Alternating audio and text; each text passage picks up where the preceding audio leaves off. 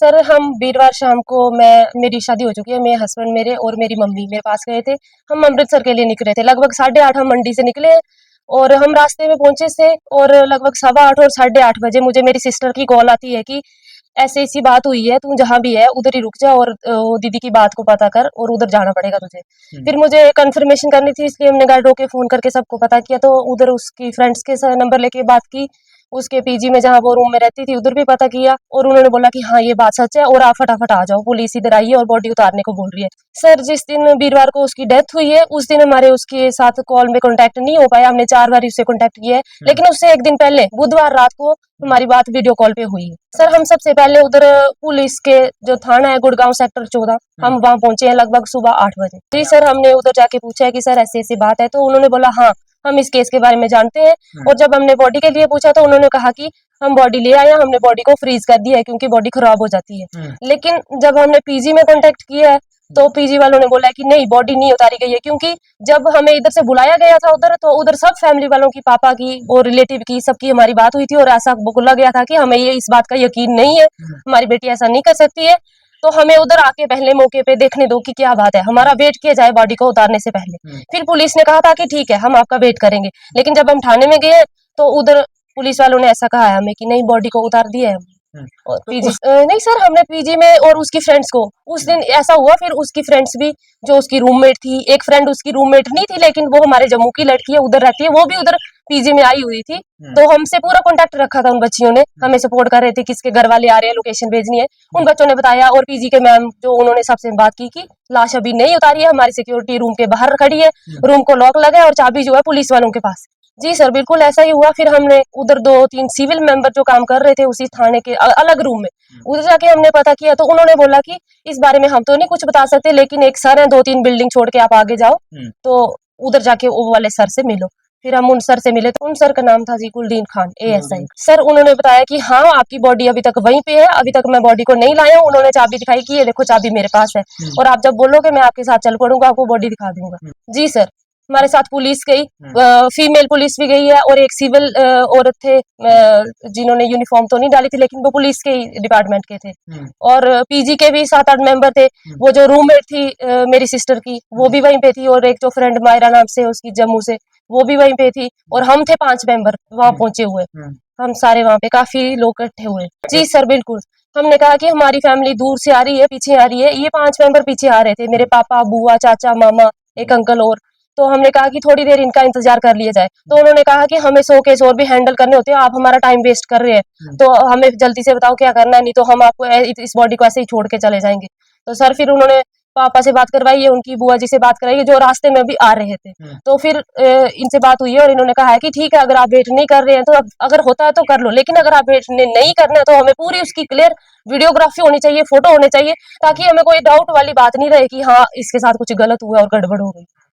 Sir लगभग 8 बजे पहुंच चुके थे सर, 12-12:15 के करीब हम रूम में पहुंच गए। 2 घंटे तो लगभग यही कंफर्म करते लगे कि बॉडी फ्रीज हुई है या नहीं हुई है, रूम से लाई है या नहीं लाई। हाँ सर, और जो सर के पास जब हम गए ना गुलदीन सर के पास, तो उधर सर अभी उन्होंने बोला कि अभी मैं रेडी नहीं हूँ, रेडी हो जाता हूँ, मैं कहीं से और भी केस हैंडल करके आया हूँ, तो मैं नहा धो लूँ, तैयार हो जाऊँ, नाश्ता वगैरह कर लूँ, फिर मैं आपके साथ चलता हूँ। उधर भी हमें थोड़ा टाइम लगना था, उधर भी थोड़ा टाइम ज्यादा ही लग गया, 1.5-2 घंटे, तब करके लेट पहुंचे हम। नहीं सर बड़ी प्रॉब्लम आई है उसमें, हमें बहुत प्रेशराइज किया गया है कि नौकरी का सवाल है, वीडियोग्राफी करना मना है, फोटो मना है, ये हम आपकी खातिर आपके लिए ऐसे करने दे रहे हैं आपको 2-3 फोटो लेने के लिए।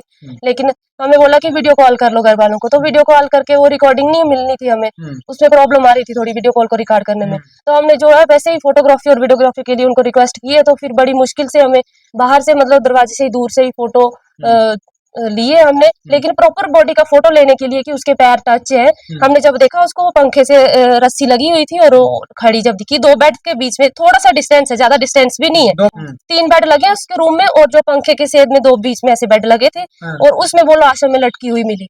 लेकिन उसके पैर नहीं दिख रहे थे, घुटने के नीचे की बॉडी दिख रही नहीं थी दरवाजे से। हमने बोला कि हमें परमिशन दे दो वहां से लेने दो, तो उस टाइम हमें प्रेशराइज किया गया कि नहीं फोटो लेना मना है, बॉडी को टच मत करना। बॉडी को तो हमने टच नहीं करना था, सिर्फ फोटो लेने थे, लेकिन हमें बहुत प्रॉब्लम आई उसमें क्योंकि उसका पैर नीचे लगे हुए थे सर। से शक हो गया था हमें, क्योंकि शक तो पहले ही हो गया था जब कहा कि बॉडी फ्रीज है, और पीजी वालों ने कहा कि नहीं बॉडी अभी यहीं पे।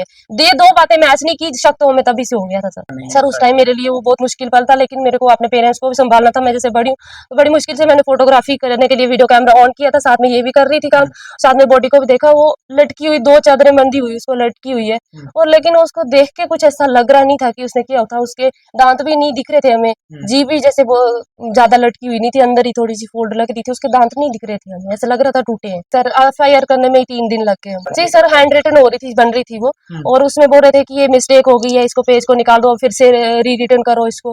तो वो उसमें 2-3 बारी लिखने में ही सर हमारा 1-1.5 घंटा 2 घंटे उधर वेस्ट हो गया। पहले तो बोल रहे थे कि 5 बजे से पहले पहले हम आपको फ्री कर देंगे, पोस्टमार्टम हो जाएगा, लेकिन उन्होंने टाइम वहीं वेस्ट हो गया, और हॉस्पिटल के डॉक्टर का टाइम वहीं निकल गया, और हमारा पोस्टमार्टम रुक गया सर। उस दिन हमारा पोस्टमार्टम नहीं हुआ सर। वीरवार को डेथ का हमें सूचना मिली है, शुक्रवार को हम सुबह पहुंचे हैं वहां पे, शुक्रवार का पूरा दिन निकल गया, और शुक्रवार शाम को जब पोस्टमार्टम नहीं हुआ तो उन्होंने कहा कि शनिवार को सुबह हम 9 से 10 बजे के बीच आपको सब कुछ फॉर्मेलिटी करके फ्री कर देंगे, लेकिन ऐसा कुछ नहीं हुआ। शनिवार का हमारा पूरा दिन वेस्ट गया वहां पे, हमें इधर उधर भटकाया गया, घुमाया गया, ढंग से हमारी एफआईआर लिखने में बहुत प्रॉब्लम आई।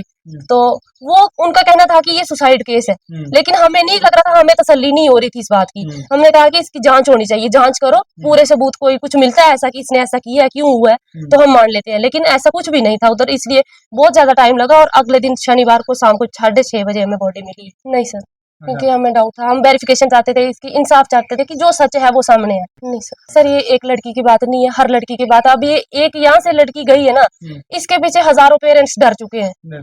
जिन बच्चों का सपना होता है, मेरी फैमिली के बच्चों का सपना है बाहर जाने का, वो भी डर चुके हैं अब। तो ऐसा नहीं होना चाहिए, इसकी A to Z पूछ पड़ताल, वेरिफिकेशन, इंक्वायरी पूरी होनी चाहिए, क्योंकि उस लड़की का कैरेक्टर, हमें कोई ऐसी बात पता नहीं चली, या उसने कभी ऐसी बात शेयर नहीं की कि उसको ऐसा कदम उठाना पड़े। नहीं सर, हमें सुनने को नहीं मिला ऐसा, लेकिन जो उसके फोन्स है उनकी डिटेल निकाली जाए, उसका पूरा A to Z, जो उसकी सीसीटीवी कैमरे की फुटेज है, जहाँ वो कंपनी में काम करती है, हर एक चीज निकाली जाए, उसका भी निकाल जाए कि ऐसा क्यों हुआ, क्यों है, कैसे प्रेशर में आई है, उसने किया, खुद नहीं किया है, या किसी ने किया है, किसी ने करवाया, क्या, ये सारा होना चाहिए। सर उन्होंने तो अपनी जो बात रखी है हमारे सामने, उन्होंने तो कहा कि नितिका बहुत अच्छी थी, गुरबानी चलती थी, रूम में डेली पाठ होता था, वो मेडिटेशन में भी ठीक थी, मतलब स्पिरिचुअली बहुत पावरफुल थी, हेल्पफुल थी सबके साथ, नेचर बहुत अच्छा था। तो उस इन सब बातों से तो वो, हम तो घर से भी जानते हैं उसको कि उसका नेचर कैसा है, तो ऐसी बातों से लगता नहीं है कि वो सुसाइड करेगी, क्योंकि वो बहुत ही मतलब पूरी फैमिली में बहादुर लड़की थी। शहजाद भाई, जैसे इन्होंने पूरी डिटेल बताई है, जैसे कि ये लड़की 3 साल से हरियाणा में गुड़गांव में जॉब कर रही थी, और 3 साल से वो बिल्कुल इनके संपर्क में थी, बड़े अच्छे से बातचीत हो रही थी इनकी। कभी भी इनको ऐसा नहीं लगा कि उसको कोई डिप्रेशन है या वो परेशान है। अगर फैमिली को लगता कि इनकी बेटी परेशान है या कोई उसे तंग कर रहा है या कोई और प्रॉब्लम है, ये ज़रूर उसको वापस बुला लेते। तो जैसे कि प्रथम दृष्टिया जो प्राइमा फेसिया लगता है, जैसे कि आपने फ़ोटो भी देखे होंगे और वीडियोज़ भी हैं, सोशल मीडिया पे भी वायरल हुए। वो लड़की की जो लड़की को जो उन्होंने हैंग किया, फांसी लगाई, वो उसके पैर ज़मीन पे रहे।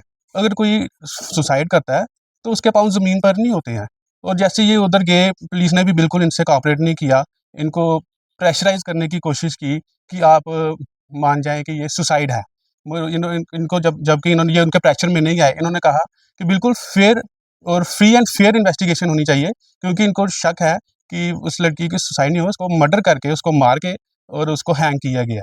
तो मगर पुलिस ने फिर बाद में चलो प्रेशराइज़ हुए, जो भी इन्होंने उधर हमारी भीम आर्मी आज़ाद समाज पार्टी की यूनिट ने भी बात की, उनको थोड़ा मसला हल करने की कोशिश की, उनको थोड़ा प्रेशराइज़, जब पुलिस वाले प्रेशराइज़ में उनको लगा, उनको पैसे पहले उन्होंने सोचा होगा कि ये जम्मू से हैं, इतनी दूर से कौन इनके पीछे भागेगा, कौन इनके लिए आएगा, आगे आएगा। तो उन्होंने रफ़ा-दफ़ा सोचा 1-2 दिन में आएँगे, इधर रहेंगे तो रफ़ा-दफ़ा हो जाएगा, मगर ऐसा हुआ नहीं। जब हमारी पार्टी को, यूनिट्स को पता चला, हमने यूनिट को एक्टिव कर दिया, उन्होंने वो इनके साथ रहे, उन्होंने बिल्कुल पुलिस वालों को प्रेशराइज़ किया, और उन्होंने बड़ी मुश्किल से कि 2 के 3 दिन के बाद उन्होंने एफआईआर लगाई है। मतलब देखो, जैसे ये कोई छोटी-मोटी बात नहीं थी, ये एक हीनियस क्राइम है, एक बच्ची का मर्डर हुआ है, या उसकी इन्वेस्टिगेशन जो है बिल्कुल फेयर होनी चाहिए। जबकि ये पेरेंट्स कह रहे हैं कि आप उसका मोबाइल चेक करें, आप उधर के जब जहाँ पीजी में वो रहती थी, सीसीटीवी के फुटेज थे, उनको चेक करें, देखें कि क्या हुआ, जबकि पुलिस वो कर सकती है। अभी तक पुलिस ने सीसीटीवी फुटेज नहीं, मैंने फ़ोन पे भी उनसे बात की आईओ से, उसने कहा अभी हमने उनको बोला है वो 6-7 दिन की हमें फुटेज अभी हमें मिली नहीं, मोबाइल भी उन्होंने पूरी तरह से देखा नहीं। अगर वो पूरी इन्वेस्टिगेशन प्रॉपर करे, और ये प्रथम दृष्टया प्राइमा फेसिया यही लगता है कि उसको किसी ने मर्डर करके और हैंग किया हुआ है।